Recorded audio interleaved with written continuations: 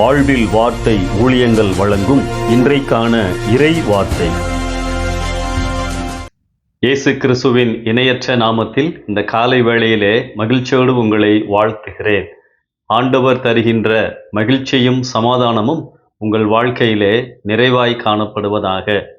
இன்றைய சமுதாயத்தில் நிம்மதி இழந்தவர்கள், வாழ்க்கை ஒளியினை இழந்து வாழ்பவர்கள் ஏராளம். உடைந்த குடும்பங்கள், விவாகரத்துக்கள் ஏராளம். ஒழுக்கமின்மைகளும் கட்டுப்பாடு இன்மைகளும் ஏராளம். காரணம் என்ன? கல்வி அறிவு இல்லையா? அறிவின்மையா? ஞானம் இல்லையா? எல்லாம் நிறையவே உள்ளது. நல்ல இதயம் இல்லாததே இவைகளுக்கு காரணம். ஆளும் வளரணும், அறிவும் வளரணும், அதுதாண்டா வளர்ச்சி. இது உலகத்தின் கருத்து. போதாது, இதய நிலையும் போதிய வளர்ச்சியை காண வேண்டும். இன்றைய சமுதாயத்தில் அறிவு வளர்ச்சி அதிகம். குறிப்பாக வாலிபர்கள் கல்வி அறிவில் முன்னேறுகிறார்கள், நிறைய சம்பாதிக்கிறார்கள். ஆனால் ஒழுக்க நிலையில் அவர்கள் மிகவும் பின்தங்கி இருக்கிறார்கள். எல்லாம் எளிதாக கிடைக்க வேண்டும் என்ற மனநிலையும் அநேகரிடத்தில் உள்ளது. சிறிய தோல்விகளையும் கூட தாங்க முடியாத இதயமுடையவர்களாக இருக்கிறார்கள். நல்ல கல்வி அறிவும் ஞானமும் இருந்தாலும் இதயம் பண்படாத வரை அவைகள் ஒரு மனிதனை சரியான பாதையில் நடத்தாது.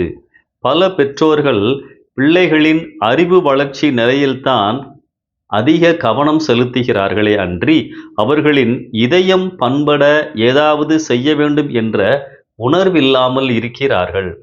பிள்ளைகளின் மூளையை கூர்மைப்படுத்த அதிக முயற்சி செய்து இதயத்தை இருள் அடைய விட்டு விடுகிறார்கள்.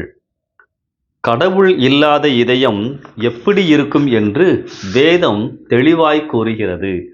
இருதயத்திலிருந்து பொல்லாத சிந்தனைகளும், கொலை பாதகங்களும், விபச்சாரங்களும், வேசித்தனங்களும், களவுகளும், பொய் சாட்சிகளும், தூஷணங்களும் புறப்பட்டு வரும். மத்தேயு 15:19. சாலமோன் ராஜா மிகுந்த அறிவுள்ளவர்தான். ஆனால் அவைகளை கொண்டு திருப்தியை காண அவரால் இயலவில்லை. எல்லாம் மாயை மாயை என்றார். ஏனென்றால் இதயத்தில் தேவ ஐக்கியம் இல்லை. அங்கே அவருடைய இதயத்தில் தேவனுடைய ஆளுகையோ செயல்பாடுகளோ இல்லை. ஆம், நல்ல இதயம் இருந்தால் மட்டுமே நல்ல பண்புள்ளவர்களாக, ஒழுக்கமாக வாழ முடியும். வாழ்வில் வரும் சவால்களையும் தைரியமாக சந்திக்க இயலும். இந்த மாற்றங்கள் நமக்குள் நிகழ தேவனால் தொடப்பட்ட இதயம் நமக்கு தேவை. நல்ல இதயத்தை இயேசு கிறிஸ்து மட்டுமே நமக்கு கொடுக்க முடியும்.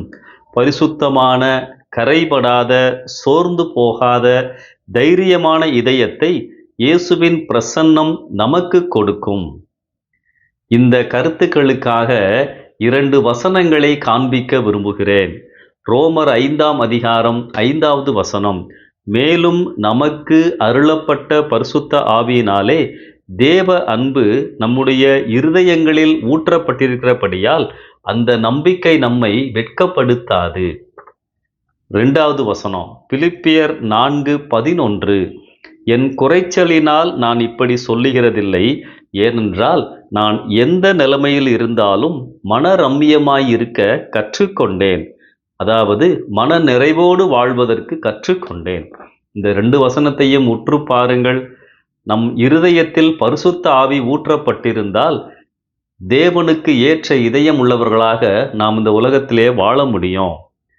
தேவ அன்பு, தேவனுடைய பிரசன்னம் நம் இதயத்தில் இருந்தால் எந்த நிலைமையிலும் நான் வாழ்ந்து எந்த சவால்களையும் சந்திக்க இயலும். தேவ பிரசன்னமே எப்போதும் நம்மை பண்படுத்தும். அவரை ஏற்றுக்கொண்ட இதயத்தில் தேவன் வாசம் பண்ணுவார். இந்த சிந்தனையோடு இந்த நாளை ஆரம்பிப்போம். கர்த்தர் உங்களை ஆசீர்வதிப்பாராக, கரம் பிடித்து நடத்துவாராக. ஆமென்.